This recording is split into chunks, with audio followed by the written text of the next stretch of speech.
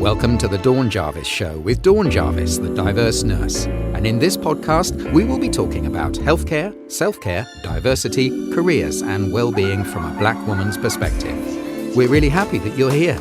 So if you're ready, let's get on with the show. Hello, everyone, and welcome to the Dawn Jarvis Show. I'm Dawn Jarvis, and I'm the diverse nurse. This is the podcast where I talk to and about busy leaders, professionals, and business owners.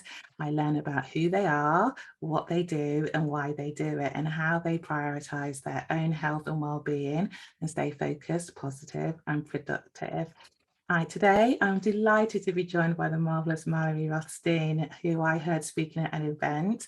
I accepted her invitation to connect on LinkedIn. We chatted and we connected and chatted, and I'm delighted that she's agreed to be a guest on this podcast. We are going to be discussing everyone is more than their job title, and that no matter what title someone has, they should be respected, and everyone's story matters, including administrative professionals. Hi, Mallory. How are you doing?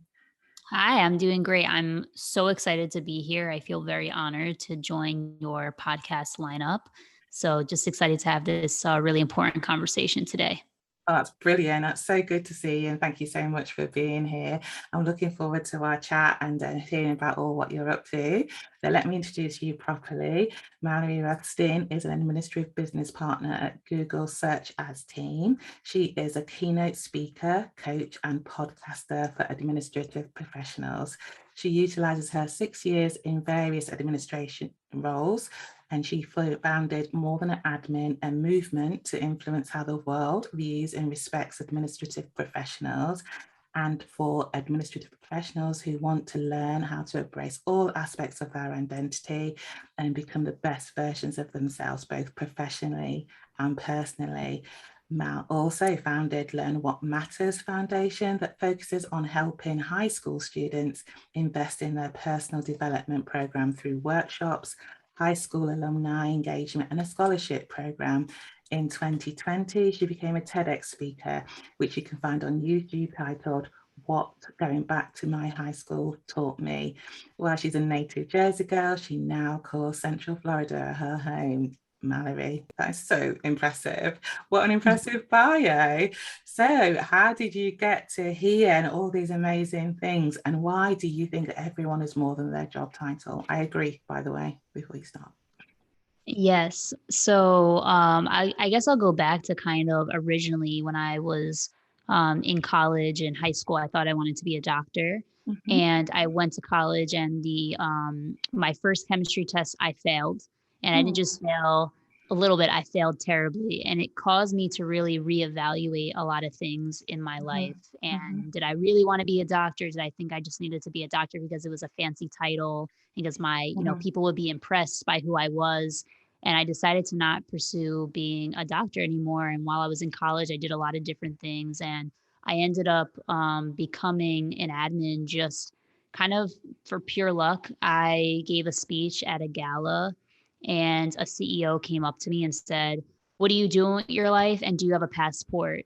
And I ended up saying I was getting rejected from jobs. And then I also said that I had a passport. And so I started being one of his associates, and I traveled kind of the world with him. And oh, wow. Yeah. And, for me, I always had said in that role, I was 22 at the time. I was literally traveling the world with the CEO. And on the outside, people might think, oh, I was called an associate, but it was essentially as an assistant. And that, I didn't maybe have certain skills. Maybe they didn't think that I was a leader in a lot of ways, but people learned over time that I was so much more than my job title. And the work that I did, I was having a lot of impact on the CEO and what he wanted to do and his viewpoints. We had a really close relationship, and it taught me really early on, especially when I used to see people treat the CEO very differently than they would treat me or someone else at the company.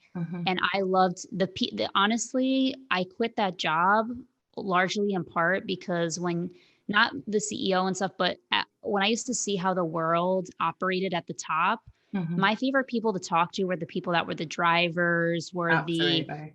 wait staff or assistants. Like, it was not people that were like these celebrities or these big business people. In fact, I really did not like most of the people that I met that had really fancy titles. And I learned, like I said, really quickly that no matter what someone's title is, you should always respect them. You should get to know their story, because a lot of people are in certain positions for certain reasons. And that doesn't mean that they're any different than maybe who you are or someone in your life is. And so then when I came to Google, it was I wasn't just that it wasn't just my job title. I had to also say I wasn't the company that I worked for as well.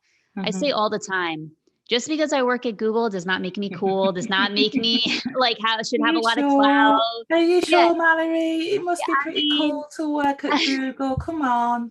I mean, it is cool, but I always say, you shouldn't just say, "Oh, this person must be the smartest person, the coolest person ever," just because they say they do work at Google. And I really always, when I met people, would really make it apparent that even though I work at Google, I'm not stuck up. I don't think I'm better than you in any way. I really look at everyone, whatever company, whether it's, I'm an admin, so I look at admins that work at very small companies that are virtual assistants, whatever, the same way that I view people that work with me. And I really just believe through my experiences that, again, people are so much more than their title, whether that's professionally or personally. And, when you email with people, when you remember that, I think that you see the human aspects of people a lot more too. There's so many times where people will complain to me at work about another assistant or another person. And I always say, have you scheduled a call with them? Because there are people that drive me absolutely crazy at work and over email. And then I meet with them and then you hear their story that they're juggling 800 things, that they had a terrible onboarding experience and they have no idea what they're doing. And I've made so many more allies and friends and have gotten to know people and just because I didn't judge them again based on their title or who they were. I really understood their story and took the time. And I just am a really big believer that everyone is just so much more than their job title. They have so much more to offer you in the world than just, what they have on LinkedIn. So. Oh, that's such a good stat. I love that. I love it. And there's a few things I wanted to say is that it's sort of in my journey. When I started my nursing journey, which was a long time ago, it was very much an apprenticeship program. We didn't go to university straight off at the time, although I did eventually. And it was very much, you were the bottom. And the people you made friends with were the nursing assistants and the cleaners, and they knew everything. They knew everything. They were the guide, they were support, they were mother. They knew, they had the respect of the charge nurses, of the doctors. They knew everything. They'd been there for years. They knew everything. And all through my career, I was like, make friends with the cleaner, and you need to make friends with the assistant, the executive assistant, the secretary, the consultant, whoever, because they are the key. They are the gatekeepers. They know everything. They know where their bodies are buried. They know how to get in touch with people.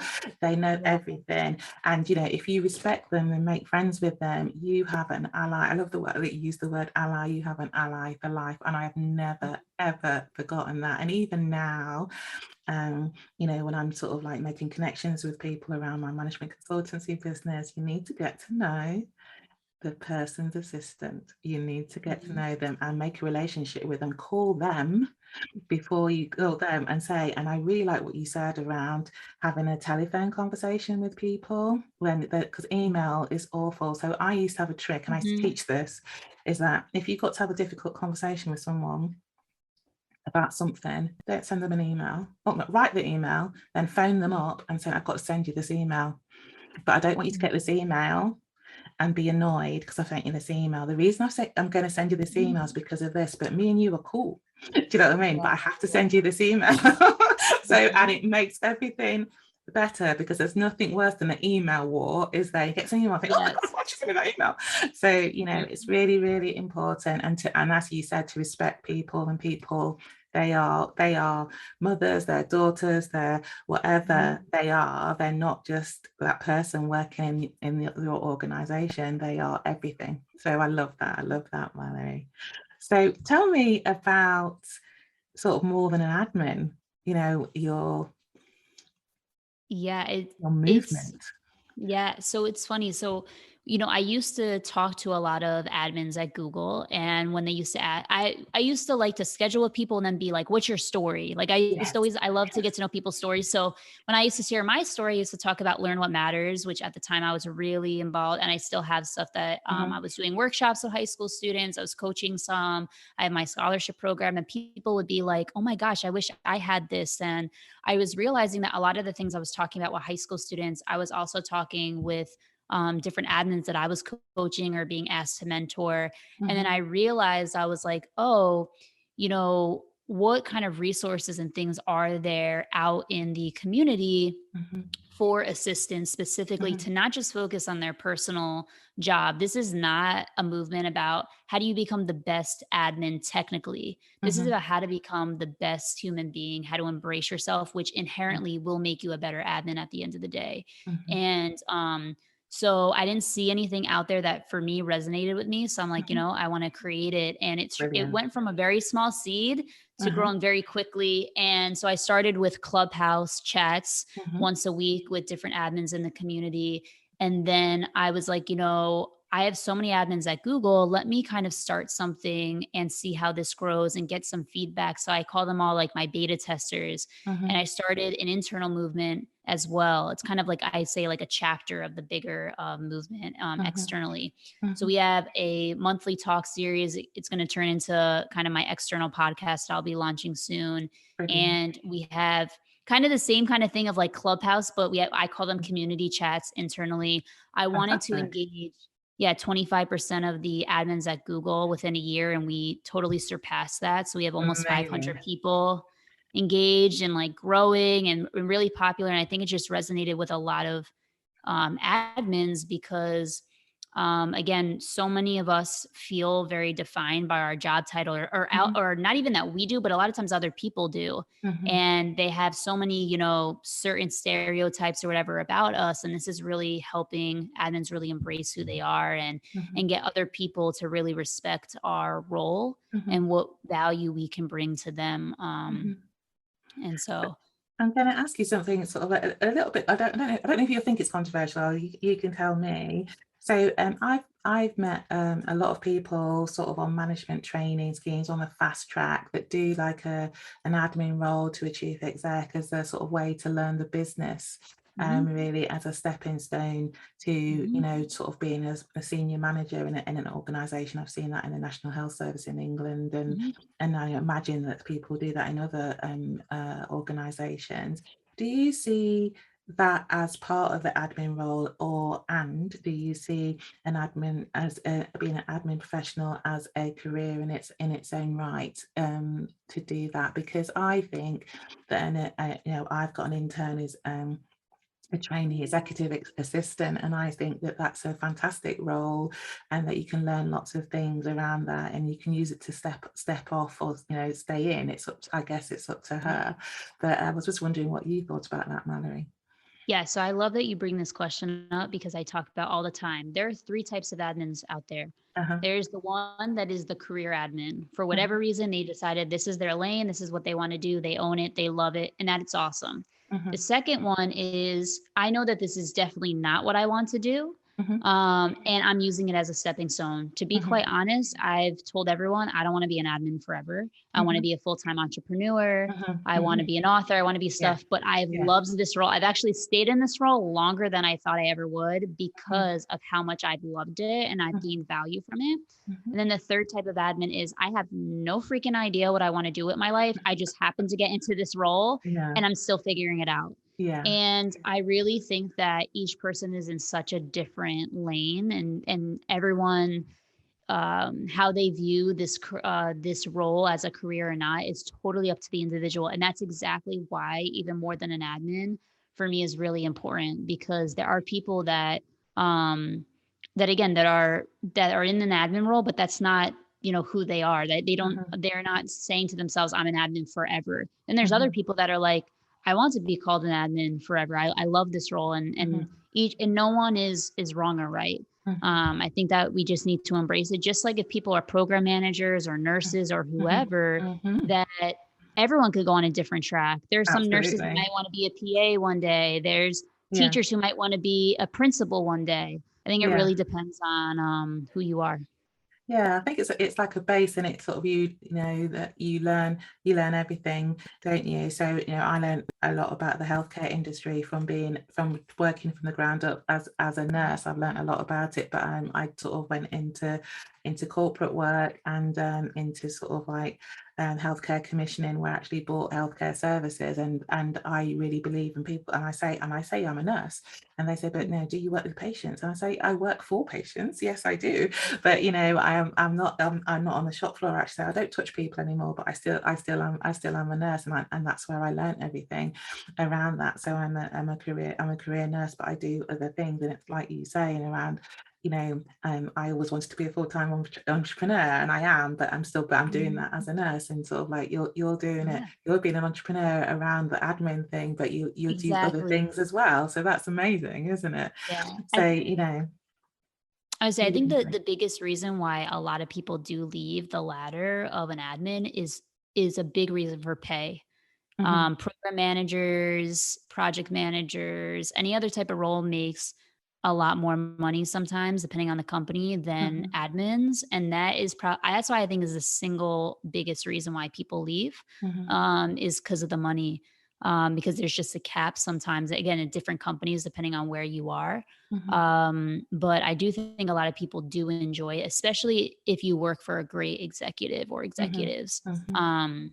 And I think it makes a huge difference. So anyway. And I'm learning that that have a really good admin is actually key to your business, isn't it? Because there are things like I like to be like a rock. I want to be like a rock star. They just roll me in and roll me out, and you know what I mean. So, but I need everybody else doing the other stuff. Do you know what I mean? I just want to do the talking, Yeah, but yeah. to be able to do that, you need really good support. You need a really good team, and you need to have someone who knows what's happening in your business, because that you can't be doing that because you're the talent, I suppose. And that so you need someone who sort of knows how the business works, knows how you work, and can support you to do that. And that and I have done that for people, in even though I've not had that title, but it's been a real good learning thing to learn about the business. And I know in management jobs I have employed admin roles and said, this is a training role, and I've made that really clear, that no, this is an admin role, but this is not, I don't expect you to stay in this role. I expect you to move into different roles, but this is about learning about the business. And Mhm. and then you can fly. So then they accept the pay, but know that they're going to the plan is to move. And I think, like you said, there's different strokes, isn't it, for different folks, really, isn't there? Mhm. So about what they want to do. Um, I want to talk a little bit more. You've mentioned it already about the Learn What Matters Foundation, and about sort of that help in high school. I really love the fact that you sort of got, you're giving back, and you're thinking about your own high school experiences, and want to help there. And I think I did watch your TED talk, and talk about people. It's a bit like the admin roles, isn't it? People have different experiences of high school. That's either the best days of their life or the worst. Yeah. I'm a bit in the middle. So the last Mhm. the last 2 years of sort of what we call of school were actually okay. They were better than the rest, but I sort of like grew into myself and knew what I was going to be. But the period leading up to that was not good at all. So Mhm. I feel it's, you. yeah, so people have different experiences, but I really like that it's sort of a foundation that helps in personal development, because I think personal development does start at that age, doesn't it? Really, you really need to be thinking about it at that age, and to have the support to do that is really, really good. So tell us a bit about that, Mallory. Definitely. So for me, and I'm still in way the early stages of it, but the idea is to have more than an admin, is kind of like the LLC, and then to have a Mhm, percentage of the mhm.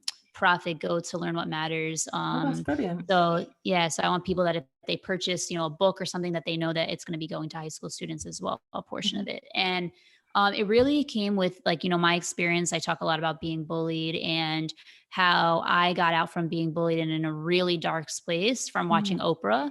I but love Oprah. Oprah, I love Oprah. She is the best, Yeah. but she wasn't speaking to, 14, 15-year-olds. No, Her target audience was like middle-aged women, but I used to be absolutely. obsessed with the show. And I was like, why isn't there an Oprah for the younger Oh yeah, how generation? fab. Yeah, Yeah. that's And brilliant. Yeah. so I kind of was like thinking that I want to take everything that I learned throughout my life and really help high school students that they understand what personal development is. It's a less scary term than mental health or Yes. like, Yes. therapy. But Yeah. it's kind of disguised as that in a way, but it's a Yeah. nicer, positive word, personal Yes. development. Yeah. And to be honest, a lot of high school students love it. I've never had one high school student not be engaged, to be honest, which has been Hmm. amazing. Hmm. To give them the tools so that when they graduate high school or wherever or homeschool or whatever they're doing, that they feel like when they turn 18 and they are Hmm. officially an adult, that they have a tool set that they can go into the real world and feel confident. They can feel that if they go through something in life, they have something that they could say, okay, maybe I need to journal now. Maybe I need to meditate. Like they have all these kind of life skills to go back to. They Hmm. understand what does it take to build a really strong network. They understand health, like all these things that we don't really learn that much in high school. I Hmm. want to be able to give to high school students and to not just say. A big thing for me too is to really model it Hmm. as well Hmm. in That's my current amazing. day. I know, So I love everything it. I really try to model as well. That's amazing.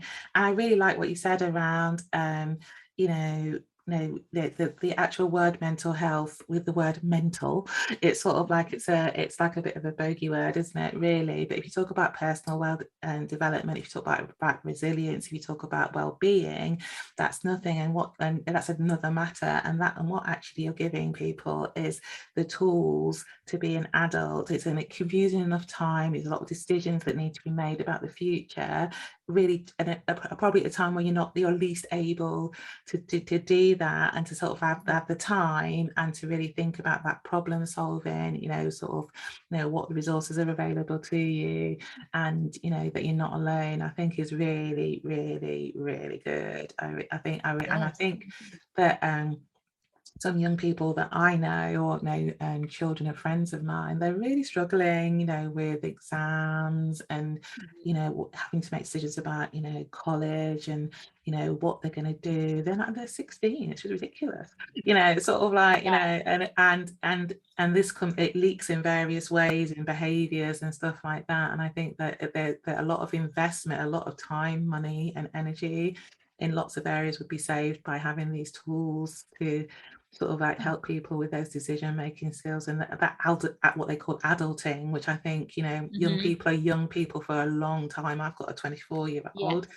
and I'm not saying he's not an adult. He is, but sometimes he's still a little boy, and you sort of like, I just have to, you'll hate me for this because he's going to edit this, but but it's, you're still like thinking, well, yeah, Yeah. and sort of like the difference between him at 24 and me at 24. Like I was like engaged at 24 and going to get married and all sorts of things, and had my own house, Yeah, so it's it's funny very you say difficult. that because I'm 28 and my mom at 27 had me. And I always say to her, I don't know how you had me at 27 because I can't imagine being pregnant right now. Yeah. Um, so I totally feel you. And really, like, I've been very into brain health recently. Hmm. Hmm. And I think that when people talk about mental health or anything like that, we really should be talking about brain health, and Hmm. that we look at all different parts of the body when you go to a doctor, but a lot of times we don't look at the brain, I think, Hmm. often enough. And I really think it's important for people to think about mental health as really just brain health Hmm. at the end of the day. And so that's what I've been really interested in lately in my life. And I got scans of my brain. I got SPECT scans through Hmm. the Amen clinics, and I did it very proactive, Hmm. but it was very interesting, the results, to actually see my brain where it has lower oxygen levels, the Oh activity wow. level. Yeah, it was cool. It's definitely an investment. I Hmm. definitely had to save up and stuff for it, but Hmm. it was worth it for me. The visual for me was really powerful, and it made a lot of sense as to things that I struggle with Hmm. my health journey. Like, Hmm. I tell everyone I'm not perfect. Like, Hmm. I have a huge issue with concentration. It's very hard for me to focus. Yeah. And I, actually saw at my scan that I have head trauma that I didn't even realize. And Oh I think it was from wow.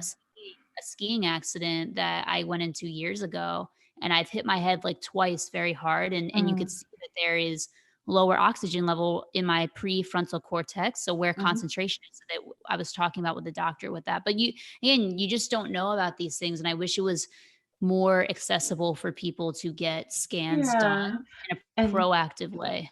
And also, when you have that information, I'm very much into patients, clients, service users knowing about their own health, because it empowers you to make decisions, and it also enables you to give yourself a break, really, Yes. around some things that you might struggle with. So, you say that Mhm. you find it difficult to concentrate. It's empowering to know that there is a reason for that, and that there are Exactly. some coping strategies that you can do, and there's things that you can explain and also not beat yourself up about, because there's a reason for it, and you know what you can do about it, and then you can plan your life differently. So I think it's really Yes. important to be in charge of your own health, to be very knowledgeable about your own health, because then you can play to your strengths, can't you, really, and sort of mitigate the things that you might not be so good at. So I was going to ask you, so how do you manage your own health and self-care and your well-being? But that's one of the ways, by being very empowered about it.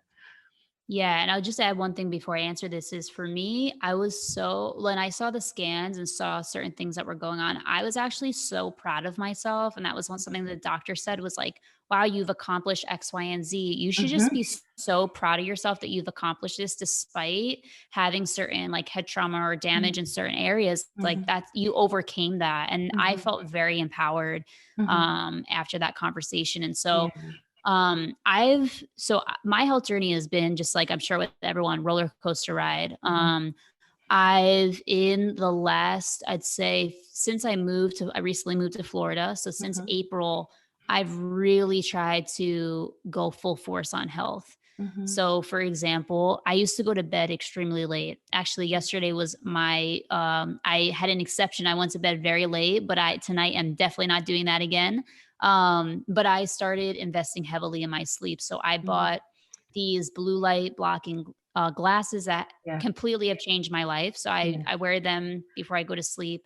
I have a new eye mask. I have my diffuser. I have a salt lamp. I take a bath every night. Like I have a whole night routine Oh, this is that I do. amazing. I'm so I proud of you. Yes, thanks. And then I eat very clean, except on certain exceptions. I drink pretty much only water and tea. Hmm. I exercise. I take walks now a lot more. Even if I just am walking around my apartment when I Hmm. take a call. So like if I'm on the phone with my friend, I try not to just sit. I try to go up and just walk, even if Hmm. again it's late at night and I just walk around my apartment. But Hmm. just to keep myself moving. Um, and it's just like little things, I get very overwhelmed when I feel like I have to do 800 things at once, but Hmm. I've really tried to just slowly implement stuff. Hmm. There was like a month where I told myself, you do not need to think about crunches or planks or weights, just Hmm. walk 30 Hmm. minutes a day. Love that. I've Yeah. done that. Because I think, like I said, people get very overwhelmed, but I had to ask myself, and, I'm now on a no alcohol kick for, Mm.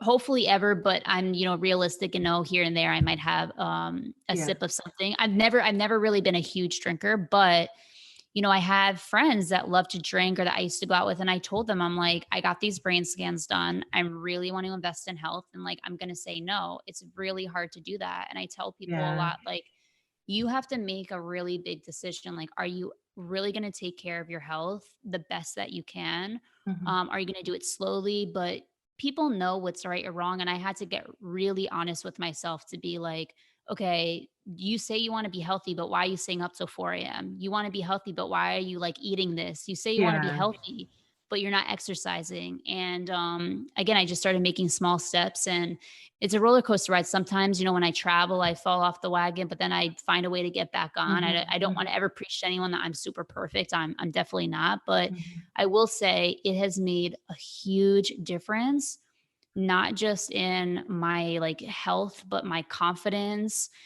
My cousin and so when I was younger, Mhm. I got made fun of a lot for my acne and skin by people Oh. in my family, whatever.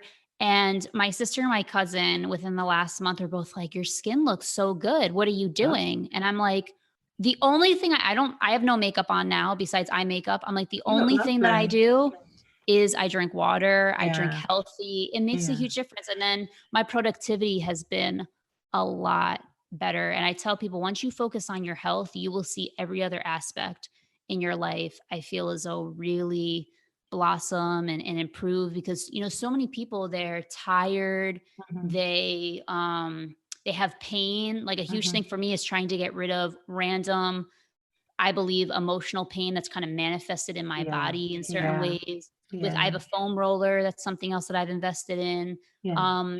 But people have to, what was I going to say? Man, I lost my train of thought. Um, it will come back to me. Anyway, Think about their health, don't they, in the sort of like wider picture. And I, you know, sort of like, so what I hear is, you know, you're glowing, you look fantastic. And, you know, you talked about small steps and you talked about walking and not sort of worrying about sort of like technical exercise and stuff like that. yes. Doing what you can to do, and it'll come, it will come, and you can see the results, you know, Yeah. definitely. And that's the thing is, you know, it can get very hard because at first, and with anything, it's going to stink. I love Coke. I love soda, not crack or anything. I love soda. That's a big thing for me. Dear I listeners, she does not mean cocaine. Okay. yeah, I realized that came out wrong. Yeah, I I love know it soda. did. That's a big I love soda, I love candy. Yeah. Um, those are things that I'm like I can eat them all day long and drink it all day long. And I had, like I said, I just had to say to myself, how do I feel after that? And I Mhm. got really crystal clear on, what do I want to feel like? What do I want to look like? And I did a ton of research, and I tell people all the time, you have to really do a ton of research, and you have to think about the long game, not the short game. The short game is Yeah. going to be, it's going to stink to wake up and have to exercise or go to sleep, whatever you decide to, it's going to stink. Sometimes I take cold showers because I know it's better for me, and Mhm. it stinks sometimes. Mhm. But then afterwards, I feel so much better when you keep doing it over and over and over again. And the last thing I'll say on this is, I also am a very big experimenter. Mhm. So like on Saturday, I'm doing hyperbaric oxygen therapy. Ooh. Um, yeah, so I'm like, that's my new thing that I'm gonna try out. I don't know if I'm gonna hate it or love it, but I'm gonna try it out. And I don't think it's going to do you any harm. You know, that's yeah, my, so you know. yeah, so I tell people, you know, you have to research and then try different things, because something that might work for your friend might not work for you. Like, Mhm. Mhm. I am not a big meditator. I love to do deep breathing with Mhm. music on. I do not love silence yet. I have to, you know, again, small steps. But Yeah. for now, what works for me is I love deep breathing. I love to say my self affirmations, Uh-huh. and but I really do think, I'll just end with this. You must invest in your health. I can say from my own experience, I think, you know, my mom, one of the biggest things she said to me in the last year is, you are such a happier person. You are such, Mhm. like, I can see all the differences, and it all stems from health. And once, you know, COVID and everything happened, I had to ask myself, if I were to get COVID tomorrow, what am Mhm. I making the decisions to put myself in the best Yeah, position to make it and survive? And absolutely. you can't just depend on a vaccine. You can't just depend on medication. You really have to. You're not healthy just because you want to be healthy. You choose to be healthy because if you get into a car accident, if you get a disease, you're setting your bodies up to bounce back or to get Mhm. better and survive it. So Yeah. I know I went on a little bit of a rant, but No, I'm I like loved so it. into It was health right good. now. I'm Some so into brilliant. health. Some brilliant tips there. That's amazing. That's really, really good, and sort of like, and sort of actionables, but small steps that will get you to where you want to be. And I really like what you said, you know, what do I want to look like? What do I want to feel like? Sort of like to imagine it and sort of like manifest it. And the results are there, aren't they? So that's amazing. And the things that your mother said, you know, that must resonate with you, and sort of like, you know, about being happier and everything like that. So it's definitely, and I really agree, you do need to invest in your health, and sort of it's imperative to, and one of the reasons I speak to business owners and leaders is around, I don't think you can be a happy, successful person unless you're healthy as well, you know, sort of, you know, healthy Yeah. and you look after your well-being, because doesn't matter how much money or how successful you are, if you're not healthy, it's not good. If you're not sleeping, if you're not, And so much of your mood and energy is dependent on your health. And people wonder, like, why am I not meeting, the love of my life? Or why am I, friends don't like me? Or why are people not networking with me? I tell a lot of people it's sometimes your energy is off. And I can say this because I had terrible energy when I was younger, because I talk about, I was bullied. I was really like in a shell. I didn't trust people. I was angry at certain parts. I was very quiet. And now, like the last couple years, I've really worked on it. And again, it really came from investing in my health, which made me more confident, which made me want to, talk to other people. I felt good about myself. And I really believe that health is, again, it's not just about your health. It's going to enhance, I believe, your relationships, your productivity, your business, all that other stuff that happen in your life. So I agree so much. That's really good. And we talked before we started recording, we talked about, is there a book or anything that sort of like has helped you and inspires you? Yes. So this is not a health book, even though I have a bunch of those if anyone wants them. But my favorite book of all time is The 5 People You Meet in Heaven by Mitch Albom. I also love Tuesdays with Morrie that he wrote. But The 5 People You Meet in Heaven is essentially, it's about and this is not a true story, but it's someone that passed away. You learn about this in the first couple of pages of the book. And he goes into like heaven and he meets 5 people that had a significant part on his life, or that he had a significant part on their life.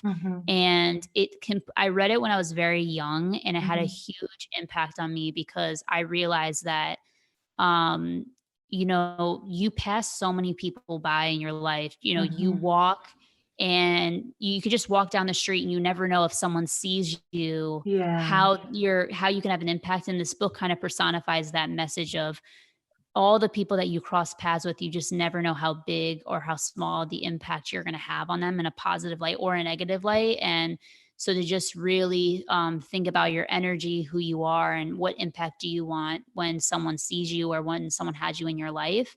And I really think about this book a lot. I've read it multiple times. The movie is very good too, and it's very close to the book. Normally, sometimes movies and books are not very similar, but they did a good job with the movie. So highly suggest it.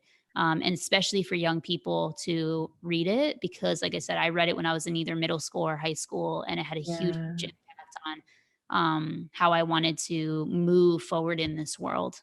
Yeah, I love that.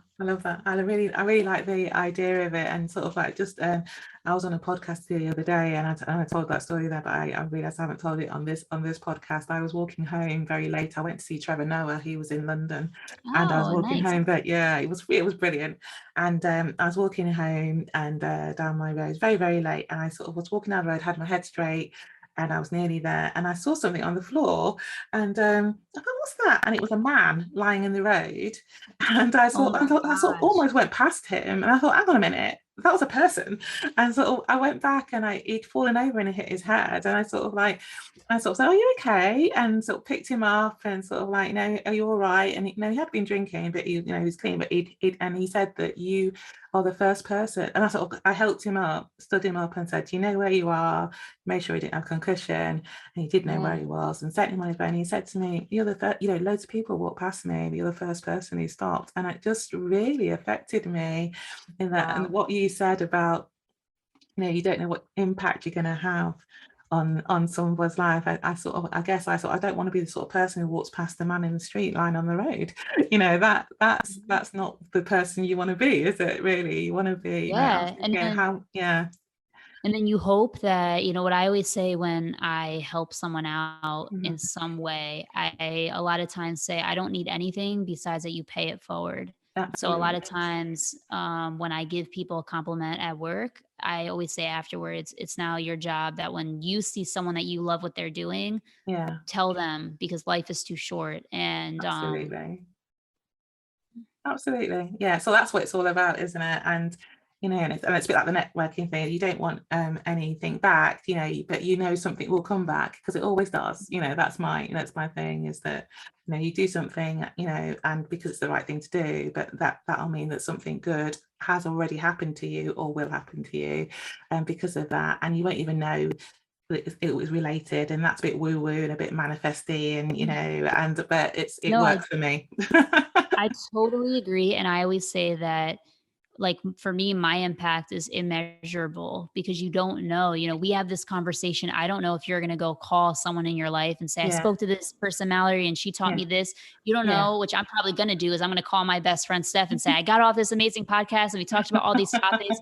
And then, Steph's going to be affected, and then she might go Yeah, tell someone else. So you never know those things. It's not measurable. You can't measure that in social media, yeah. followers. You can't in monetary. And so I always remind myself and people around me that just remember that your impact is immeasurable, but your energy that you can give out is limitless, and you just keep focusing on that, and everything else will eventually come. Oh, I love that. And that's such a lovely way to sort of like end with that wisdom. This has been so wonderful, Mallory. How can people connect with you, learn more about what you're doing and what you're up to, about your foundation and about your movement? How can people get in touch with you? Definitely. So the best place to connect with me is on LinkedIn, which is just my name, Mallory Rothstein, or Instagram and Twitter at I Learn with Mal. And then I have my website, www.ilearnwithmal.com, which has pretty much everything there.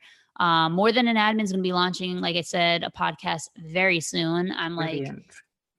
I'm hoping I can get it up within the week, but I always forget that sometimes, when you upload, it takes a couple of days, but that's going to really be a soon thing.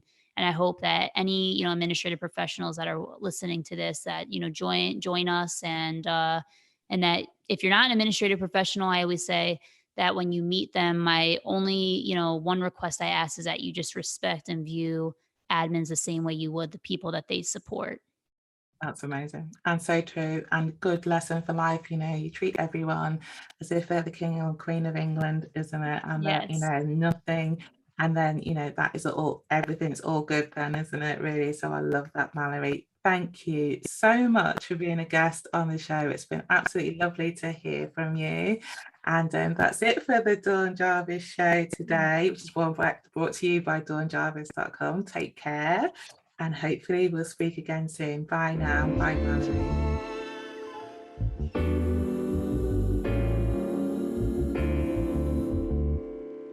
Thank you for listening to the Dawn Jarvis Show. If you enjoyed this episode, there are two things you can do. Number one, leave Dawn a rating and a review on Apple Podcasts. It would mean so much to her if you took a moment out of your time to post your thoughts on the show. It will help Dawn reach so many more people and help them with their well-being. Number two, subscribe to Dawn's email list, the Diverse Nurse Digest, using the link in the show notes. Until the next time, thank you and goodbye.